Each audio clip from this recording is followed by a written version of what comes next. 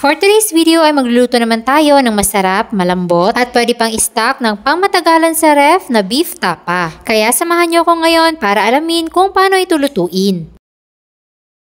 Kailangan natin ng 1 kilong laman ng baka at isi-slice natin to sa ganito kalalaking hiwa.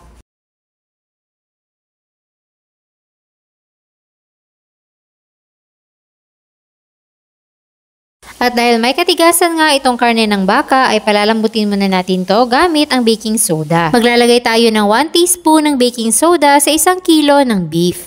Ito yung magsisilbing meat tenderizer natin at hahaluin natin itong mabuti. Tapos ay ibabad natin ng 1 oras para masigurong malambot na yung ating karne. Pagkatapos ng 1 oras na pagbababad ay malambot na to at huhugasan muna natin para matanggal yung mga excess o sobrang baking soda.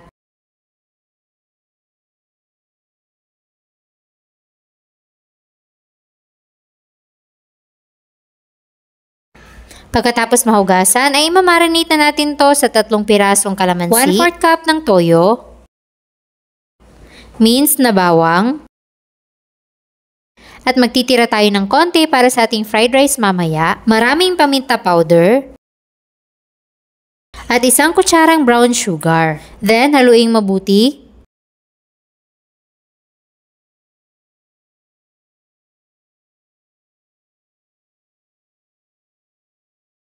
Then, i-marinate natin to ng mga 1 oras din para malasang-malasa yung ating tapa.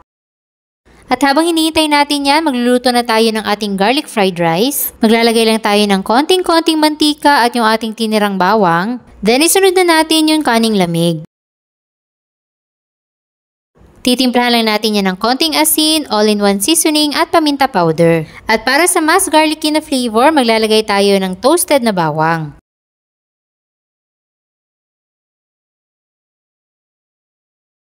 Then, itabi na natin yan at isunod na natin yung ating fried egg.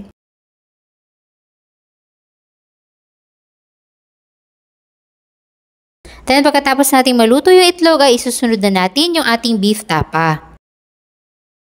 Dito lang din sa pinaglutuan natin ng itlog, ibuhos na natin yung ating na-marinate na beef at isama na natin yung pinagbabaran.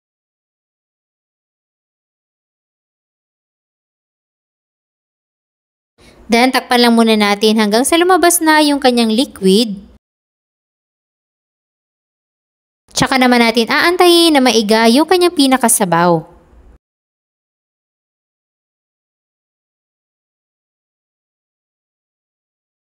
At kapag ganitong maiga na yung kanyang sabaw, maglalagay na tayo ng 1 tablespoon ng butter para sa dagdag linamnam at flavor.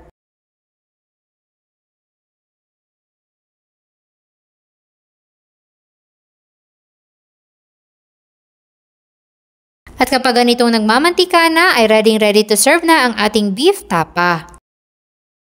Kaya sino ba naman ang hindi matatakam kapag ganito kasarap na tapsilog ang nakahain sa inyong lamesa? At tignan nyo naman kung gaano kalambot yung ating beef. Kahit hindi pinakuluan ng matagal o dinaan sa pressure cooker ay malambot pa rin.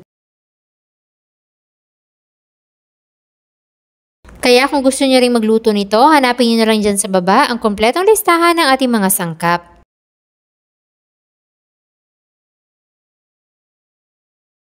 At sana'y nagustuhan nyo ang ating recipe for today. Enjoy!